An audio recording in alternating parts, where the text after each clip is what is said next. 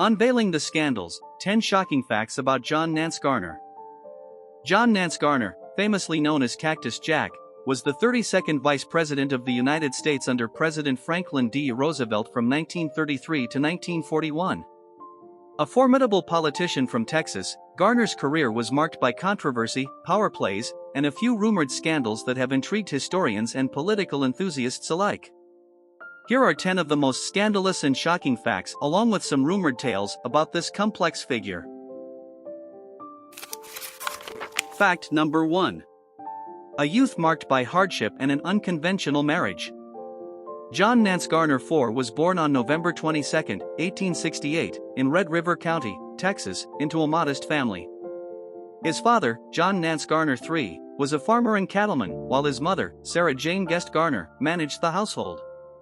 When Sarah passed away in 1885, 16-year-old John had to shoulder significant family responsibilities, instilling in him resilience and self-reliance. He briefly attended Vanderbilt University but left due to financial constraints. Undeterred, he returned to Texas and studied law independently, being admitted to the bar in 1890 and beginning his practice in Uvalde. In 1893, at the age of 25, Garner married Mariette Eddy Reiner.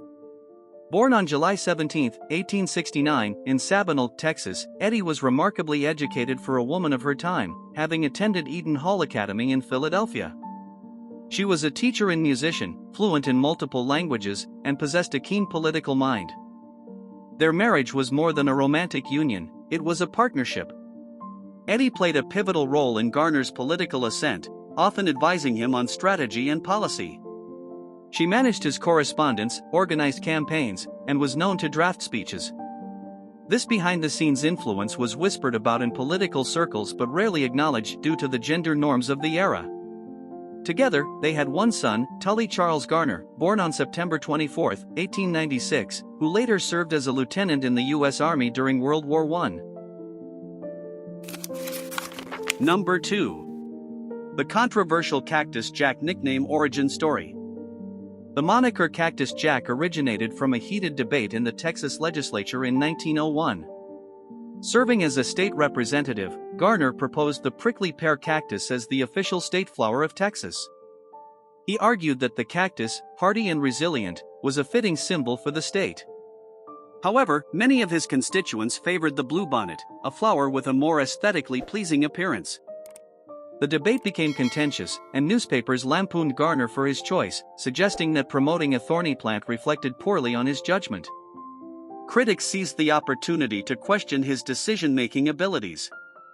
The bluebonnet eventually won the designation, but the nickname Cactus Jack stuck. While it began as a term of derision, Garner embraced it over time, and it became a symbol of his Texan identity and tenacity. Number 3. Secret deals at the 1932 Democratic Convention. Garner's role at the 1932 Democratic National Convention was one of strategic political maneuvering, earning him both admiration and controversy. As the powerful Speaker of the House, Garner had positioned himself as a favorite son candidate from Texas, ready to challenge Roosevelt for the presidential nomination.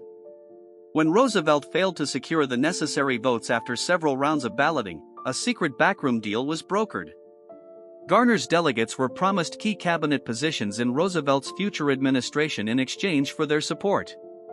It was a textbook case of old-school political bargaining, the kind often conducted behind closed doors in smoky rooms, far from the public eye. To his surprise, however, Garner was offered the vice presidency instead of a major cabinet role, a position he reluctantly accepted. This maneuvering, while effective, was seen as scandalous by some, highlighting the often unseen machinations behind political decisions. Number 4. The infamous bucket of warm spit comment. Perhaps the most enduring and controversial quote attributed to Garner is his candid assessment of the vice presidency. He reportedly said that the office is not worth a bucket of warm piss. Due to the proprieties of the time, the press often sanitized the quote to bucket of warm spit. This remark was first reported in the mid-1930s but gained widespread attention when Time magazine mentioned it in 1960. The comment reflected Garner's frustration with the limitations of the vice presidency, which he found to be largely ceremonial and lacking in real power. It caused a stir in Washington and was considered unseemly, damaging his relationship with President Roosevelt and other political figures.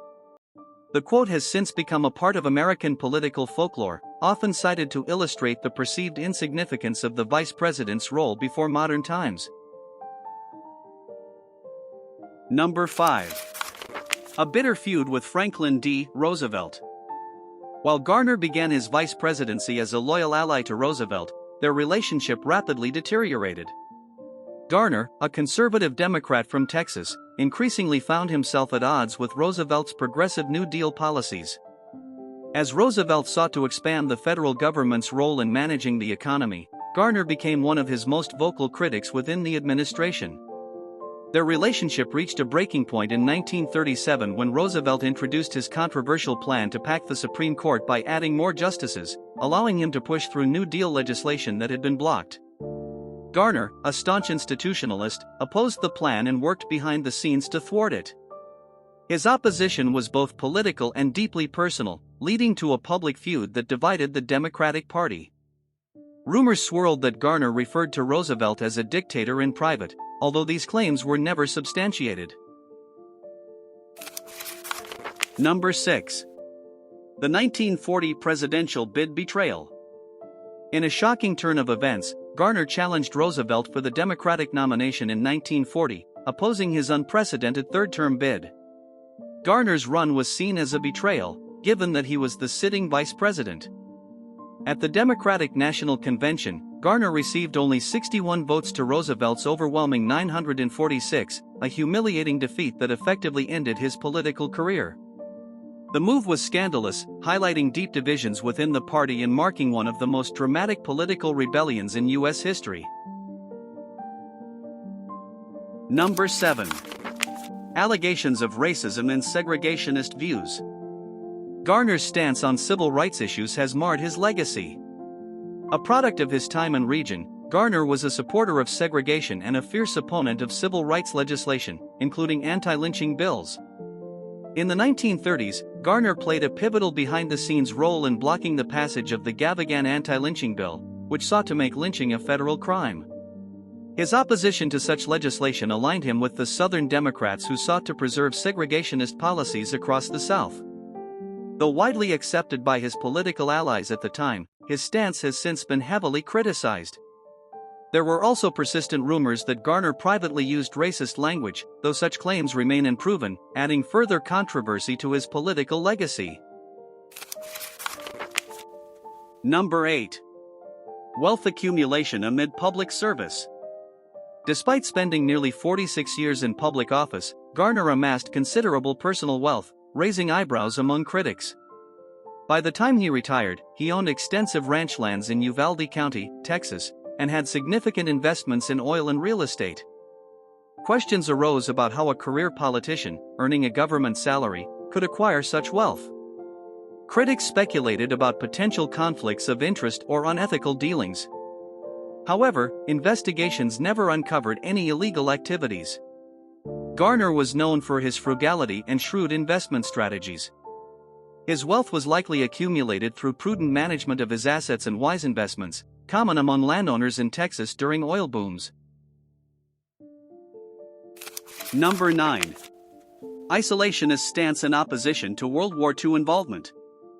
Garner was an ardent isolationist, opposing U.S. involvement in European conflicts leading up to World War II.